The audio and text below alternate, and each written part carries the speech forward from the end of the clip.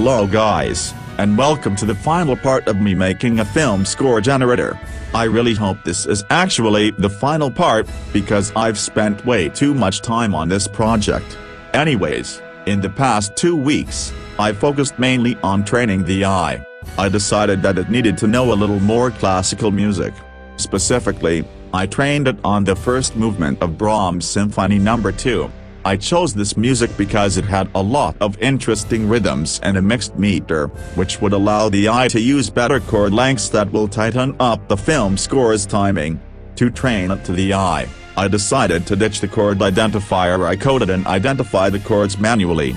After several days of suffering, I identified around 400 chords. Then, I used the eye's algorithm to split the notes into different chords and instruments, and I began training them. There turned out to be around 1400 note memories to train. Previously, I had spent weeks just training 400 of them.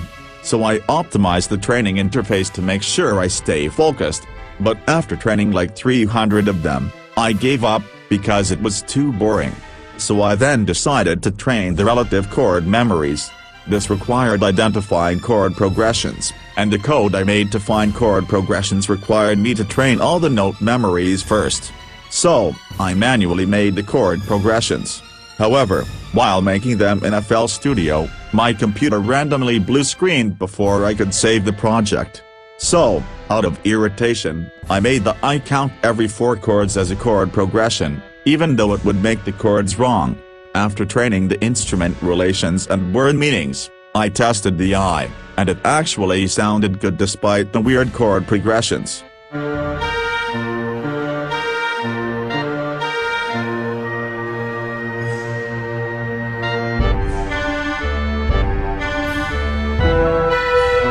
I then combined the data I trained before with the data trained from the Brahms Symphony, and the eye sounded even better.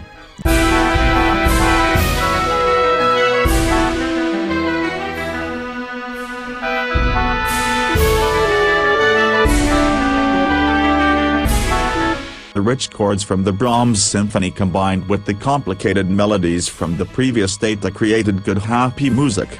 Not amazing music, but good. But when I decided to test sad melodies, things were different. The glockenspiel and harp that had previously enhanced the happy music were also present in the sad music. This turned out to be because I didn't limit the eye to generate only the correct instruments. However, after I created a limit, the eye stopped generating the glockenspiels and harps entirely. So, I tried manually adding them into the instrument relation memories, but that didn't work either. The eye also generated very repetitive notes, but I couldn't find a way to fix that. After many days of testing, I gave up and reverted all the changes I made, because the eye sounded good enough. And just like that, my eye was done. And because it's not an eye video without a bunch of cool-looking graphs, I decided to make several of them. I made the graphs based on the happy, sad, and suspense values of each piece of data. After trying to figure out how to get 3 values onto a 2D display, I settled on a graph that looked like this. But in reality, it actually looked like this.